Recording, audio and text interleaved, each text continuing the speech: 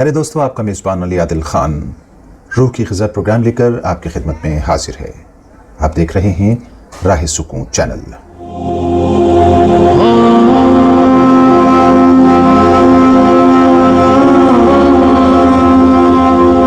دوستوں، کیا وقت تھا کہ جب کسی کو اسٹیشن چھوڑنے جاتے تھے تو آنکھیں نم ہو جاتی تھیں۔ اب قبرستان میں بھی آپ ہنسی اور قہقہوں کو سن سکتے ہیں۔ وقت اور سوچ کتنی بدل گئی ہے، احساس تو شاید مر گیا ہے، بے حسی غالب ہو گئی ہے۔ علامہ اقبال رحمۃ اللہ علیہ نے شاید اسی موقع کے لیے کہا، وائے نادانی متائے کارواں جاتا رہا، کارواں کے دل سے احساس زیاں جاتا رہا۔ تو ہمیں اپنے حقوق اور ادھیکاروں کے چھن جانے کا افسوس کرنا چاہیے، شوق منانا چاہیے، غم کرنا چاہیے، نہ کہ یہ کہ اب ہمارے دلوں سے اس بات کا احساس بھی ختم ہو گیا ہے کہ ہمارے حقوق چھینے جا رہے ہیں۔ یہ بہت خطرناک بات ہے دوستو۔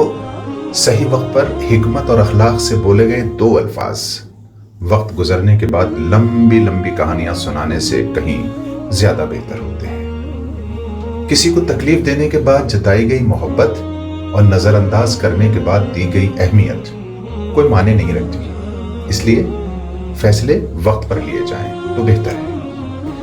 اور کسی کا سکون چھین لینے کا کفارہ لمبی لمبی نمازیں پڑھنے، حج کرنے اور بگلا بھگت بن کر بیٹھ جانے سے ادا نہیں کیا جا سکتا۔ اس کے لیے معافی اور احسان ہی ایک راستہ ہے جو ہمیں سمجھ میں آتا ہے۔ آسانیاں تقسیم نہ کی جائیں دوستو تو مشکلیں جمع ہو جاتی ہیں۔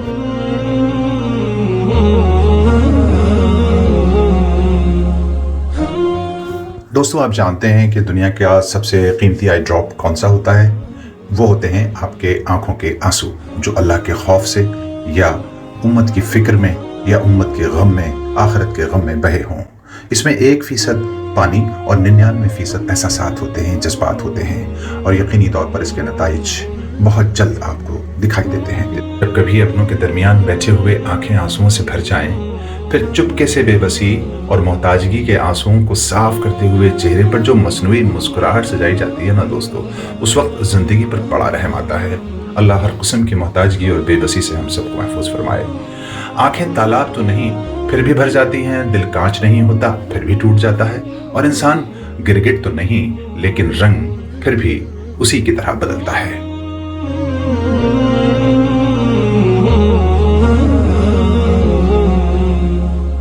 اللہ ہمیں پرخلوص اور پرسکون زندگیاں گزارنے والے اعمال کرنے کی توفیق عطا فرما۔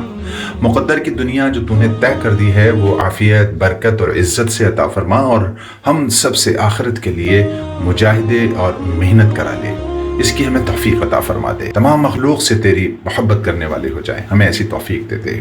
اے رب کریم، بیت المقدس کے شہداء کو اے اللہ ان کی مغفرت فرما، ان کے درجات کو بلند فرما۔ اے اللہ بیت المقدس کے مجاہدین کی نصرت اور مدد فرما۔ اے اللہ عالم اسلام میں اتحاد پیدا فرما، تمام مرحومین کی مغفرت فرما، آمین یا رب العالمین۔ دوستو، آج کی دعا کے معاون ہیں جناب ظہیر عالم انصاری صاحب۔ آپ کا میزبان علی عادل اجازت چاہتا ہے کل انشاءاللہ نئے عنوان کے ساتھ آپ کی خدمت میں پھر حاضر ہوگا۔ تب تک آپ اپنے ایمان اعمال، صحت، تندرستی، اپنے سراؤنڈنگز، اپنے والدین اور ماتحتوں کا بہت خیال رکھیے، اور ہاں، بیت المقدس کے شہداء کو اپنی دعاؤں میں یاد رکھیں، اور اگر یاد رہے تو خاکسار کو بھی اپنی دعا میں یاد کر لیں۔ والسلام وما توفیقی الا باللہ۔ اللہ کے بعد